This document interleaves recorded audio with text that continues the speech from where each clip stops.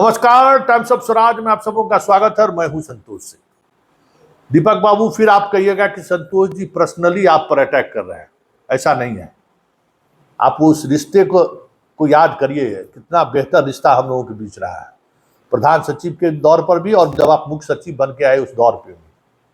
कई मौके पर आपने जिस सम्मान के साथ मेरे उठाए गए सवालों पर कार्रवाई की है वो भी मुझे याद है। लेकिन वक्त के साथ चीजें इस तरीके से बदल जाएंगी, हमें लगता है कि इसलिए सवाल उठना लाजमी है। और ये सवाल मैं इसलिए उठा रहा हूं कि नीतीश कुमार जिस मानसिक दौर से गुजर रहे हैं और जिस हालात से गुजर रहे हैं, ऐसे में आप जैसे भरोसेमंद अधिकारियों से ये प्रदेश उम्मीद रखता है कि नीतीश कुमार के उस इकबाल को बनाए रखिए। मुझे लगता है कि नीतीश कुमार आज उस मना स्थिति में होते, बहुत सारे ऐसे फैसले जो लिए गए हैं मुख्यमंत्री सचिवालय की तरफ से वो नहीं होता। क्योंकि मैं 2006 से लेके 2021-22 तक मुख्यमंत्री सचिवालय के तमाम ऐसे निर्णयों पर हमारी नजर रही है जो निर्णय कहीं न कहीं नीतीश कुमार के लिए हरिश्चंद्र की तराजू पर तौलने वाला रहा है। उस निर्णय को मैंने करीब से वॉच किया है और भ्रष्टाचार के मामले में नीतीश कुमार का जो जीरो टॉलरेंस है, लाख लोग जो कह दे, जो भी दावा कर ले, लेकिन मैं आज भी कहता हूं कि नीतीश कुमार ने जितनी पारदर्शिता के साथ जीरो टॉलरेंस को लेकर एक्शन लिया है, हमें लगता है कि इड़ले बिड़ले मुख्यमंत्री ने इस तरीके का एक्शन लिया हो। आप जितनी आलोचना करना है कर लीजिए, लेकिन सिंघल को जिस तरीके से दीपक बाबू बचाया जा रहा है ना, वो नीतीश कुमार के 2005 से लेके आज तक जो जीरो टॉलरेंस को लेकर जो बात कहने वाली जो बात होती थी, याद है ना? क्या कहे थे मुख्यमंत्री कि कोई ऐसा टकसाल नहीं बना है जो नीतीश कुमार को खरीद नहीं सके। तो कौन खरीद रहा है? कौन ये टकसाल बना दिया है दीपक बाबू? जरा इसको सोचिए तो।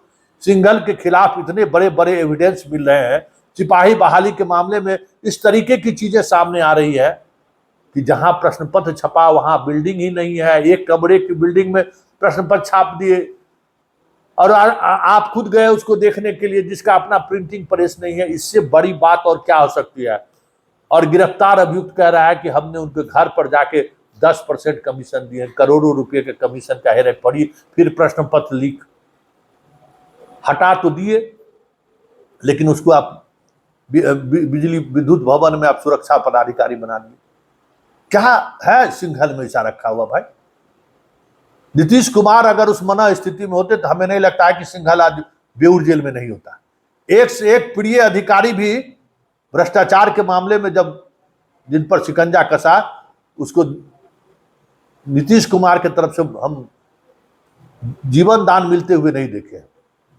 सिर्फ सिंघल ही नहीं, विवेक कुमार जो पटना मुजफ्फरपुर एसएसपी था, जिसके यहाँ रेड हुआ, रत्न संजय उस समय में स्पेशल विजिलेंस यूनिट के अधिकारी थे, अपने आईपीएस पर दोनों यूपी का, बहुत सारी चीजें सामने आई, कैसे दोष मुक्त कर दिए भाई। और इतने दिनों तक क्यों उस पर कार्रवाई हुई, क्यों दोष मुक्त कर दिए? हम तो अब हमको लगता है कि जो जिस तरीके से आपके रहते हुए काम हो रहा है ना, एक सबीबुल हक है, डीआईजी अभी है आपका, है वो भी भ्रष्टाचार के मामले में, पैसा लेने के मामले में उसको सस्पेंड किए, उसको रिलीज किए, तो कैसे रिलीज हो गया? कैंसर हो गया, कैंसर का जांच कराए, मेडिकल बोर्ड बनाए, उस आदमी को कैंसर है कि नहीं है, जरा ये पता करिए तो, कि जितना तंदुरुस्त होकर जिस तरीके से वो आदमी ड्यूटी कर रहा है। हमारा रोसड़ा में वो डीएसपी रहे हुए हैं, डीएसपी के जमाने में ठीक ठाक आदमी था, पता नहीं वहां कैसे घूस घास ले, मुझे नहीं मालूम, लेकिन सब कुछ हुआ, कार्रवाई हुई, और फिर आप उसको बिना जांच किए हुए, सब कुछ किए हुए कैंसर कह दिया, आप उसको दोष मुक्त कर दिए। कैंसर का जांच करा लीजिए, मेडिकल बोर्ड से जांच करा लीजिए कि उस आदमी को कैंसर है कि नहीं। विवेक कुमार के बारे में पता कर लीजिए कि उसके खिलाफ जितना एविडेंस है, चार्जशीटेड है, कैसे आप उसको दोष मुक्त कर दिए भाई? हमको तो लगता है कि जो सृजन वाला जो है पटना का पूर्व एसएसपी जैन जो है, अमित जैन, कहीं उसको भी नहीं, कहीं आप पोस्टिंग कर दीजिए बढ़िया जगह, जो आज तक सरकार नहीं की है।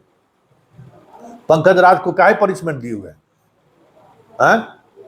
ये मुख्यमंत्री का इकबाल था ना कि भ्रष्टाचार के मामले में जिस व्यक्ति का एक बार नाम आ गया, फिर उस पर नीतीश की तरफ से जैसे कोई भी पैरवी क्यों न कर ले, राहत नहीं मिलता था। ऐसा नहीं है कि भ्रष्टाचार नहीं था नीतीश के समय, खूब भ्रष्टाचार है, अभी भी भ्रष्टाचार है। लेकिन जिस एक अधिकारी पर जब कभी भी भ्रष्टाचार के मामले में नीतीश के संज्ञान में आ गया, तो वो फिर उस अधिकारी को लेकर उनका ऑब्जर्वेशन कुछ दूसरे तरीके का होता था। और है फिर कैसे ये हो रहा है, कैसे सिंघल को बचाया जा रहा है।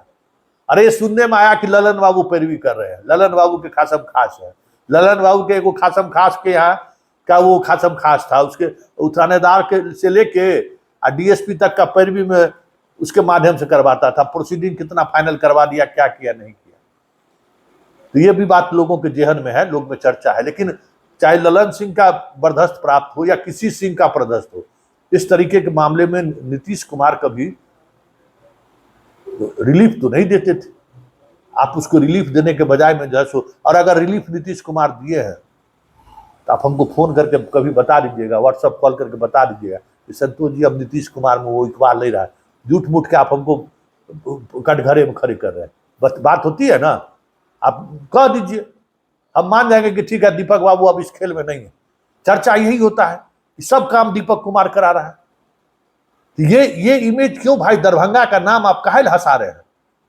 आप अपना परिवार को देखिए ना, कितने बड़े जमींदार परिवार से आप आते हैं।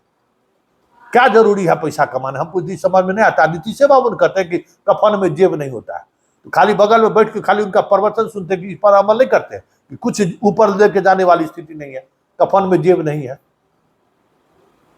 हमको भी दर्द होता है कि एक ऐसा अधिकारी जिससे मेरा बहुत व्यक्तिगत रिश्ता रहा है और बहुत हमको सम्मान दिए, हम दीपक बाबू याद आता है ना, हमको भी वो दौर याद आता है कि किस तरीके से सम्मान के साथ आप बात करते थे। उतने महत्वपूर्ण पद पर रहने के बावजूद भी, क्या संतोष जी ठीक ठाक है ना, सब बढ़िया है ना, कितना मुस्कुरा के बात करते थे।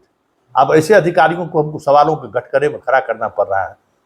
दर्द नहीं होगा, हमें भी दर्द होगा, लेकिन सवाल है कि साख का सवाल है ना, नीतीश कुमार ने इस स्टेट का साख का सवाल है कि जीरो टॉलरेंस को लेकर जो दावे किए गए, उस दावे की इस तरीके से जगहसाई हो रही है। दीपक बाबू देखिए देखिए देखिए, और इसका जान लीजिए, इसका इम्पैक्ट पड़ेगा 2025 के विधानसभा चुनाव में। मत सोचिए, कोई भी गठबंधन रखिए, नीतीश कुमार के लिए परेशानी खड़ा होगा। और नीतीश कुमार का भाई कम से कम इतने दिनों तक साथ रहे हैं, तो कुछ तो लोक लज्जा को बचा लीजिए, कुछ चीजों को संभाल लीजिए। अरे सारी जिम्मेवारी आप ही पर है ना, नीतीश कुमार आप पर पूरा भरोसा कर रहे हैं, तो ऐसा मैसेज तो जाना चाहिए ना कि नहीं। अभी भी जो नीतीश कुमार के आसपास के लोग हैं, वो नीतीश कुमार के उस दौर के मनोस्थिति के साथ खड़ा हुआ है। वो आदमी ठीक आज बीमार है, वो आदमी अब बहुत सारी चीजें भूल रहे हैं, कभी कभी वो विस्मृत हो जा रहे हैं, पहचान नहीं पाते हैं। ऐसे समय में तो आप जैसे अधिकारियों को, इस नीतीश की को भी जरूरत है और इस प्रदेश को भी जरूरत है, क्योंकि नीतीश इस प्रदेश की जरूरत है। लोग जितना हल्ला कर ले, संतोष सिंह पर जितना आरोप लगा दे कि भाई जब चुनाव आएगा और या जब चयन करने की बात होगी तो नीतीश कुमार के साथ खड़ा हो जाता है। हम तो आज भी कहते हैं कि उस बुढ़ा शेर के सामने में 1000 कुत्ता भी खड़ा हो जाएगा तो डर से भौंकेगा नहीं। और इस स्टेट को ऐसे लोगों की जरूरत है। आज जितना चेहरा आपके सामने में दिख रहा है, कोई भी भरोसे का चेहरा है जिसके हाथ में बिहार की गद्दी को दिया जा सकता है, हम इस चीज के हिमायती नहीं है।